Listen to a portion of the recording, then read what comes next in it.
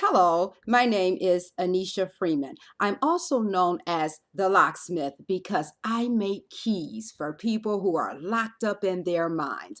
I'd like to welcome everyone to 5 Minutes with the Locksmith, which is a video that I make once a week. I've been away for a while, but I'm back to making these videos on a regular basis. So today's topic is the no learning curve allowed lie. Now, whenever you hear Anneshia Freeman, aka the Locksmith, talk about a lie, a negative unconscious belief, or an unaddressed issue, as I use those terms interchangeably, I'm referring to negative, dysfunctional beliefs that were programmed into our minds during the formative years. That's why they call them the formative years. The brain is developed, but the mind is programmed. The mind is programmed by how we're treated and what we observe during those critical foundational years.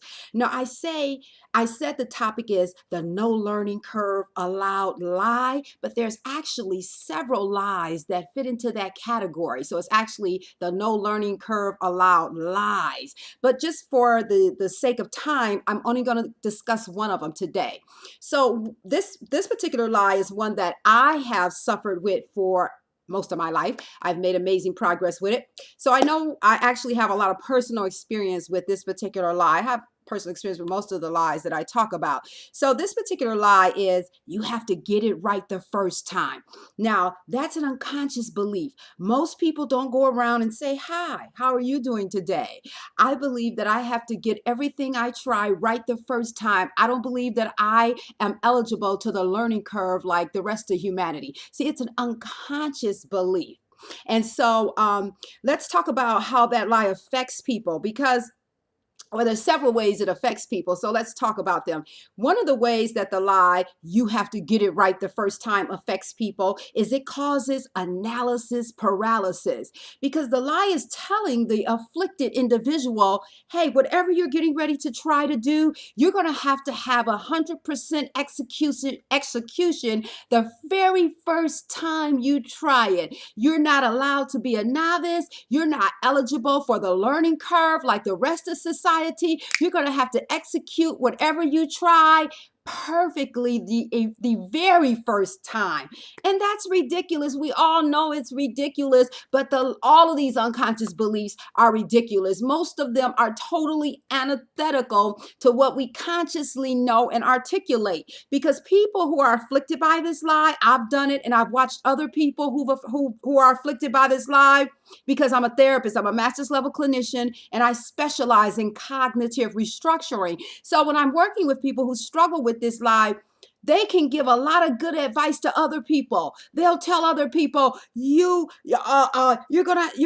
keep practicing. Practice makes perfect. You don't have to get it right the first time. They'll say all of these wonderful things to other people. They'll drop a few famous quotes and things like that, even throw in a couple Bible verses, but they don't believe they're eligible for the learning curve. That's why I nicknamed this lie and the other lies that fit into this category as the no learning curve allowed lies. This is a dysfunctional unconscious belief. So it causes analysis paralysis for one, and then it also causes people to procrastinate. It's kind of like, I guess that's kind of almost similar to analysis paralysis, but it causes people to procrastinate. It's a little different because with analysis paralysis, that's usually in something that you don't have to do immediately. It's like long-term goals or things you have for plan for yourself, and you just keep planning for 30 or 40 years because the lie is telling you you have to keep planning and preparing and planning because you're looking for this perfect execution. But when it comes to procrastination, it may be something you have to do on your job. And so you're going to have to eventually do it, or you're going to lose your job and get in a lot of trouble. So in that sense, it's slightly different. The procrastination aspect is slightly different from the analysis paralysis. And it just means you put it off. And so then another way this lie affects people is it causes people to not try to develop something if they didn't get it right the first time. So sometimes they'll get past the analysis paralysis and they'll try to execute their plan or take a step to do a particular thing.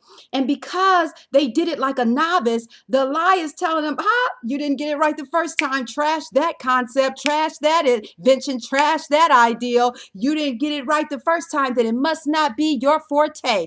And that's ridiculous. And I am going over the 5 minutes, so I guess it's going to be like 7 minutes with the locksmith.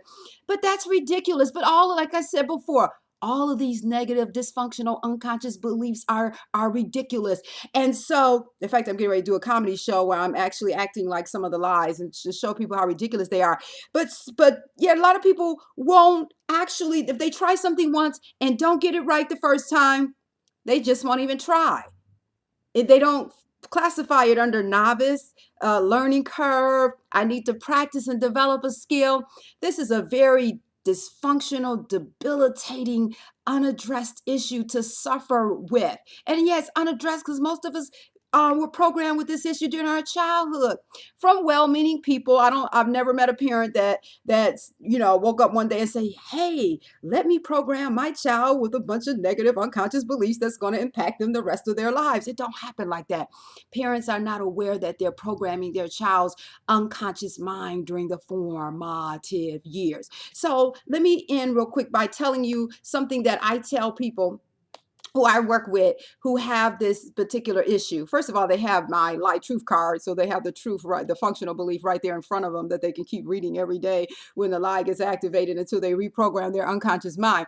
But I tell them, if you could get it right the first time, there would be no difference in pay for people with experience and people who don't have experience. So the lie is ridiculous. And if you ever went to the hospital and had to get surgery, God forbid, you would not feel comfortable with a doctor coming in telling you, hey, this is my very first time operating on a human being, and I'm so excited, and I can't wait to see you in the operating room.